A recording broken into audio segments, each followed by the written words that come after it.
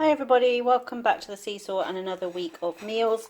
So we're starting the week, our holiday week this week, with Dorito or crunchy Dorito chicken wraps. So this is just some chicken breast that I've cooked in a pan. I seasoned it with some salt, pepper, garlic powder and a little bit of cayenne. And then I seared it off in the frying pan for about 3 or 4 minutes each side. I popped it into a pan with a can of sweet corn, a can of black beans, a chopped red onion, about 250 mils of chicken stock, and the juice from 2 limes poured over it to give it that kind of Mexican-y style. You can see the chicken is lovely and tender. And then I've just chopped it into chunks, put it into wraps with some salad. We've got some salad there. We've got some cheese. I've got some of the peri-peri mayonnaise in mine, some of the corn and beans, and then we've got some of the nacho cheese Doritos just crushed up and put into the wraps as well. Now I do sometimes cook the chicken coated in the Doritos, but I do find that the Doritos then go a bit soft if you're going to use them for something, and I wanted this to be a crunch. So they are inside the wraps with the chicken and the lettuce and the beans and corn. So that is our Monday night supper. Hi everybody, so it is Tuesday and it's the 25th of August today, so exactly 4 months to Christmas. So the boys were laughing at me because I've gone turkey dinner for the 25th of August. And I said it was like in recognition of it being 4 months before Christmas, although that really wasn't why I planned it.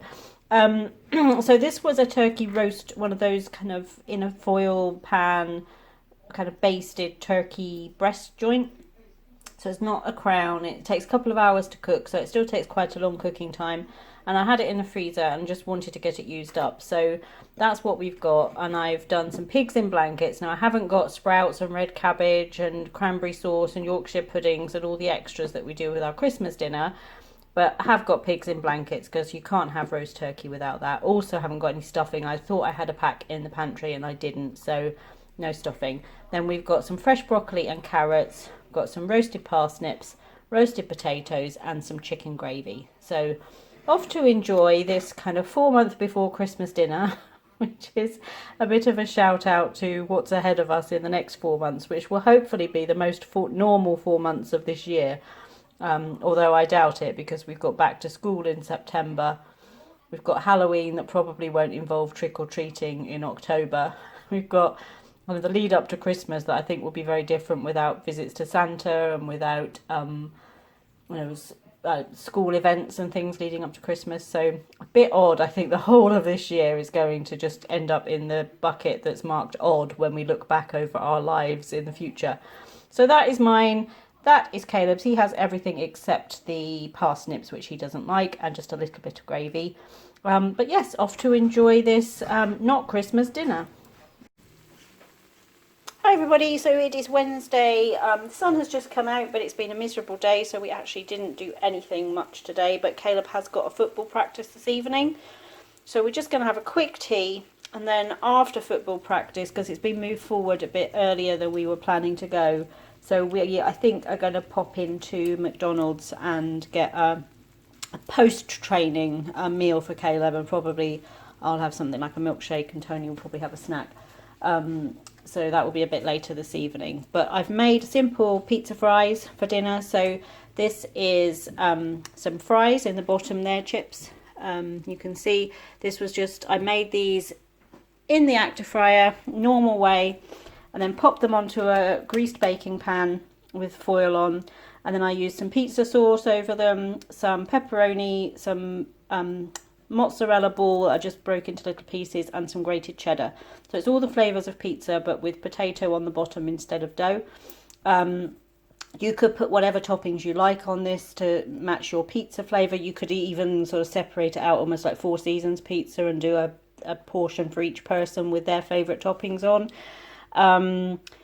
You could use a package of frozen chips and cook them in the oven or in the Active Fryer, and then when they're cooked through, top them with the toppings.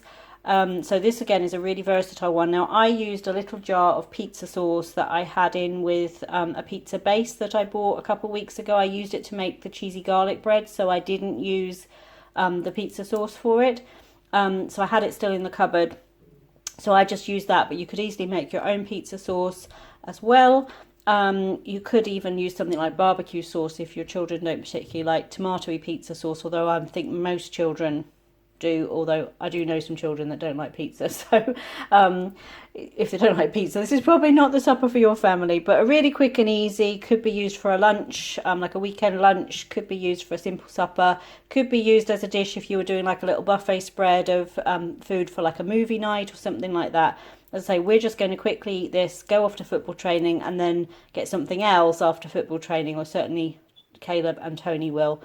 I will probably have something more desserty for my McDonald's treat. So that's our quick and simple Wednesday night supper. Hi everybody, so it's Thursday evening, and tonight we've got kind of like doner kebab hero type chicken in wraps, and we've got it with some sliced potatoes that I've done in the active fryer. So just slice the potatoes through into rounds and cook them in the active fryer, just something a bit different. But the chicken was cooked like this. So this is boneless, skinless chicken thighs. I've marinated them all day in a mixture of yogurt with some cumin, coriander, paprika, cayenne, a little bit of garlic, some pepper, a little bit of salt, some lemon juice, and some tomato puree to give it a sort of tandoori but also a bit Mexican-y kind of flavour profile. And just let them cook marinate all day, and then I threaded them onto these skewers. You want to use 2 skewers and just kind of stretch out your thigh fillets and put one of the skewers in each side of it. And then you want to put them over a pan of some kind. I find a Pyrex dish works fine because the Pyrex can withstand the heat without anything in it in the oven. Just so the juices from the chicken drop down, but you get all the flavour kept on the chicken itself. You want to cook them for about 25 minutes, turn it on 200 degrees, turn them over, turn your skewers over and cook them about 25 minutes on the other side. So about 40 to 45 minutes altogether. And then you just take them off the skewers and chop up the chicken like that. And we've got that with wraps. We've got some chopped iceberg lettuce. I've got some pickled red cabbage. We've got hot sauce. I made a little mint raita, which is the simplest way to make this. It's just some fat-free yogurt with a little bit of mint sauce stirred through to give that lovely mint dressing that you get with often with kebabs or with Indian food. I really like that one. And then, as I say, we've got the sliced potatoes to go with it. So quite a simple dish. It was marinating all day, so you need a bit of planning for this one, but it doesn't take very long, less than an hour to put it all together when you get ready to make dinner at the end of the day. So one of Caleb's birthday wishes was to go out and have sushi to eat, which he hadn't had out before. He's only had at the supermarket, haven't you? So we've come up to Cambridge to do some shopping, and we've come to a sushi restaurant called Sushi Mania, and you can see we've been tucking in. We've got some tuna rolls, we've got salmon and avocado, we've got tempura prawn, we've got this delicious looking cooked salmon roll, which is a house special. We've got some salmon nigiri, which is just with the rice underneath, and then I've got my favourite, which is the eel with the eel sauce on the top. It's really sweet and sticky, one of my favourite things at sushi restaurants. So this is a little kind of sample to see how he's getting on with it, and then if he likes it, we'll definitely come back. But so far so good, Caleb? Enjoying it? Thumbs up? As you can see, it's a hit so far.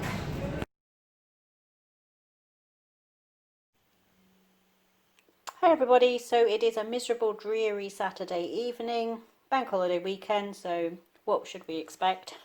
Well, it is absolutely, it's quite chilly in the house. I hate to say that in August, but it is. I've got a jumper on today and it is not the best of weather at all. And I was driving back from grocery shopping today. I think it was 10 degrees on the thermometer in the car.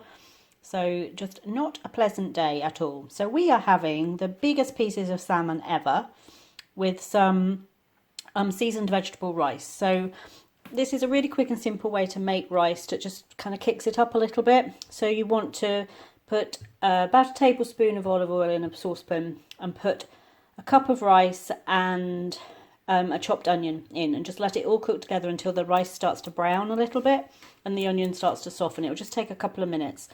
Then you want to add 2 cups of chicken stock, And then I add seasoning. So I added for this one a teaspoon of curry powder, just a regular kind of medium, mild to medium curry powder, and a quarter teaspoon of turmeric, which gives it that lovely yellow colouring. Let that bubble away for about 12 minutes. Then you want to add a handful each of frozen corn and peas into the pan. Now I just let them sit on the counter in a little bowl while the rice starts to cook. That way they're not fully frozen still when they go in, because you're only letting them bubble for kind of 3 to 4 minutes in with the rice just to finish it cooking.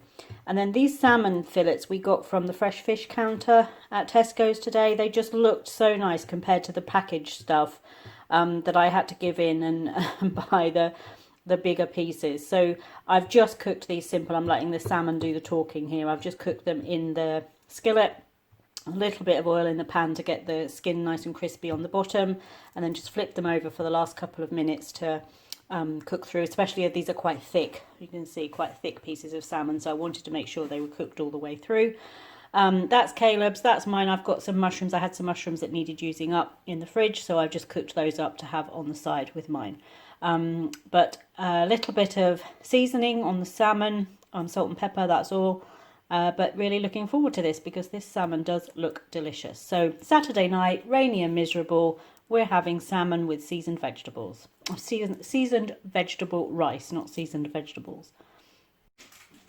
Hi everybody, so it is Sunday night and we've got a treat. We picked up Nando's on our way back from town tonight. So we have got the family meal platter. So we've got 2 whole chickens. So this is one with the medium spice, and then we've got another one there with the hot spice. And it's just basically the whole chicken cut into quarters. We've got 2 corn on the cobs, which come with their own little pot with the little holdy sticks in, and a pat of butter. We've got the peas that I really love. We've got spicy rice, and then we've got 2 boxes of chips. So that is our little Nando's meal platter for a bank holiday Sunday evening. Thank you for joining us for this week of meals, and we look forward to seeing you back here on the SeeSaw soon.